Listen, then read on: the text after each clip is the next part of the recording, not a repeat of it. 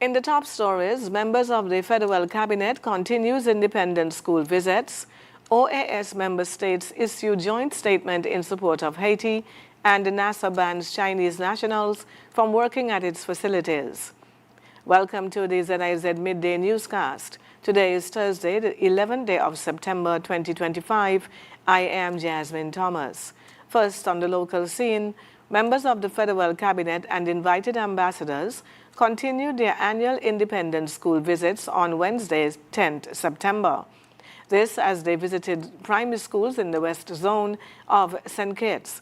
The delegation led by Deputy Prime Minister the Honorable Dr. Jeffrey Hanley began the day at St. Paul's Primary School before making the way around the western end of the island. Stops included Newton Ground, Sandy Point, Tyrrell Williams, Bronte Welch Primary Schools, Ross Preparatory, Dr. William Connor Primary, and the Cotton Thomas Comprehensive School. At each school, students and teachers were greeted with smiles, words of encouragement, and messages of inspiration in celebration of the independence festivities. This exercise provides a unique opportunity for students to engage directly with the nation's leaders, while also allowing those leaders to connect meaningfully with the youngest members of the population they serve. 52 students took an important step in their academic journey on September 10 as they began classes at the Nevis' Sixth Form College, marking the start of their tertiary level education. The new cohort, alongside 59 returning Year 2 students, recently participated in the institution's 2025-2026 orientation and advising session. Deputy Principal with responsibility for the Sixth Form College, Mrs. Carolyn David, welcomed the students, describing the institution as a community built on a foundation of excellence, support, and friendship. She encouraged them to rise to challenge, noting the Nevis Sixth Form College is a place for growth. Embrace the journey. You have the power to make it incredible. Motivational speaker Shalicia Glassford delivered the feature presentation under the theme, Embracing the Journey, Navigating the Sixth Form with Purpose and Resilience. She urged students to face challenges with determination. The opening ceremony, chaired by Year 2 student Leroy Willock, Manners, also featured presentations on academic programs, associate degrees, extracurricular activities, and school expectations. Also in attendance were Minister of Education and Youth, the Honorable Senator Troy Liburd, Assistant Secretary in the Ministry of Education, Mr. Jamia Claxton, Principal Education Officer, Ms. Londa Brown, and the Principal of the Charlestown Secondary School and Nevis Sixth Form College, Mrs. Nicola Huggins Paris.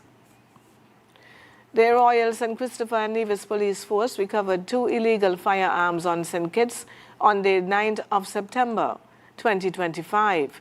During a search of a yard in Sadler's, officers found 1 MAC-10 with 1 magazine and 5 rounds of ammunition in a bag.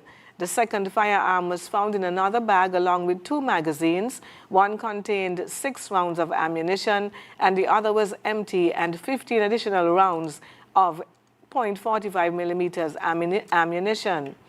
The crime scene unit processed the location and took the contraband and some other items of evidential value into custody.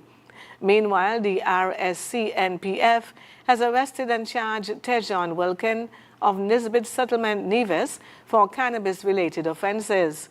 On September 9, Mr. Wilkin was arrested and charged with the offenses of cultivation of cannabis and possession of cannabis with intent to supply.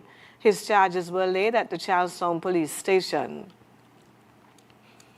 We now take a look at news on the regional scene.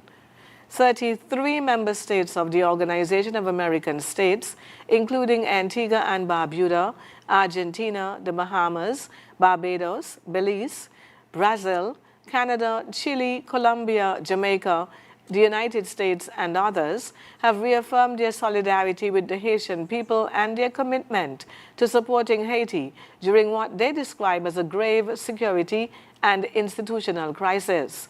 The joint statement, released on Tuesday, underscored respect for Haiti's sovereignty while pressing for urgent coordinated action to address spiraling violence and instability. The government's pledged support for the implementation of recently presented Haiti Roadmap, a Haitian-led and internationally supported framework designed to restore stability and democratic governance. On the international scene, U.S. Space Agency NASA has blocked Chinese citizens with valid U.S. visas from its facilities, a move that effectively bars them from working at one of the most respected space research centers. Chinese nationals who could only work at NASA as contractors or students contributing to research found out on the 5th of September that they had lost all access to NASA's systems and facilities. Bloomberg News reported, citing sources. NASA then confirmed this, saying Chinese nationals would be restricted from using the agency's facilities, materials, and networks to ensure the security of our work. China's accelerated space program has alarmed the U.S. and ramped up the race between the two biggest economies. And now for the weather. Present weather across St. Kitts and Nevis, partly cloudy skies with slight haze. Winds a gentle breeze of 9 miles per hour from the east-northeast. Seas are 1 to 1.5 meters or 3 to 5 feet. Weather today, partly sunny skies in general, with a 40% or moderate chance of a brief passing morning shower. Tonight, fair to partly cloudy skies with brief cloudy spells and a 60% or moderate chance of brief passing overnight showers. Sunset this evening will be at about 6:16, and the sunrise tomorrow morning is set for 6 o'clock. That brings us to the end of the ZIZ Midday Newscast. Join us this evening for these stories and more in detail. Thank you for tuning in. I am Jasmine Thomas. God bless you.